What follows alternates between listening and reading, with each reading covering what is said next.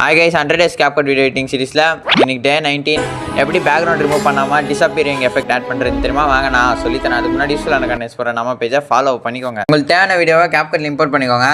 Import பண்ண கிளிப்ல உங்களுக்கு எந்த இடத்துல அந்த ட்ரான்சிஷன் வேணுமோ அந்த இடத்துல கரெக்டாக வீடியோவை ஸ்ப்ளிட் பண்ணிக்கோங்க. ஸ்ப்ளிட் பண்ண வீடியோவை ஃப்ரீஸ் பண்ணிக்கோங்க. நெக்ஸ்ட் இந்த ரைட் சைட் கார்னரில் ஜூம் பட்டன் கிளிக் பண்ணிக்கோங்க. கரெக்டாக அந்த கிளிப்பை ஸ்க்ரீன்ஷாட் எடுத்துக்கோங்க. ஸ்க்ரீன்ஷாட் எடுத்த கிளிப்பில் பர்சனை மட்டும் ரிமூவ் பண்ணிக்கோங்க. நெக்ஸ்ட் அந்த ஃப்ரீஸ் பண்ண கிளிப்பை ஓவர்லே பண்ணிக்கோங்க. ஓவர்லே பண்ண கிளிப்பை பேக்ரவுண்ட் ரிமூவ் பண்ணிக்கோங்க. பேக்ரவுண்ட் ரிமூவ் பண்ண கிளிப்பை அந்த பர்சன் ரிமூவ் பண்ண கிளிப்போட கரெக்டாக அட்ஜஸ்ட் பண்ணிக்கோங்க. நெக்ஸ்ட் அந்த ஓவர்லே பண்ண கிளிப்பை செலக்ட் பண்ணிக்கோங்க. நெக்ஸ்ட் அனிமேஷன் செலக்ட் பண்ணிக்கோங்க. டிஸப்பியரிங் அண்ட் டைப் பண்ணிக்கோங்க. அதில் டஸ் டிஸப்பியர்னு இருக்கும், அதை செலக்ட் பண்ணிக்கோங்க. நெக்ஸ்ட் அதில் டைமிங்ஸாக ஃபுல்லாக வச்சுக்கோங்க. நெக்ஸ்ட் உங்கள் கிளிப் தேவையான ஆடியோ ஆட் பண்ணிக்கோங்க. அவ்வளோதான், உங்கள் வீடியோ ரெடி. வாங்க வீடியோட அவுட்புட்டை பார்க்கலாம்.